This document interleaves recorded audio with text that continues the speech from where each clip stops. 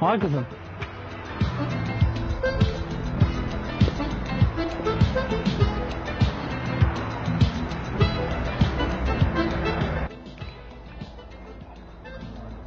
Salam kızım. Salam Molla əmi. Sen İsfendiyar kişinin nəvəsi değilsən? Bəli Molla əmi. Onun nəvəsiyəm, nə olub ki? Hay bala, mən sənin o rəhmətlik babanı yaxşı tanıyırdım. Onunla məclislərdə xeyli həmsöhbət olmuşuq. Sənin o baban dinə, şəriətə bağlı insan idi. Bizim bir-birimizə böyük hörmətimiz var idi. Lap yaxşı Molla əmi. Yəni sənə ərk eləyib deyə bilərəm ki, buna ev qadı geyinmişsən. İndi gedərəm sizə, anana deyərəm ki, buna ev qadı vermişsən qıza. O da sənin haqqında bir tədbir görər. Hay Molla əmi, sən Allah demə.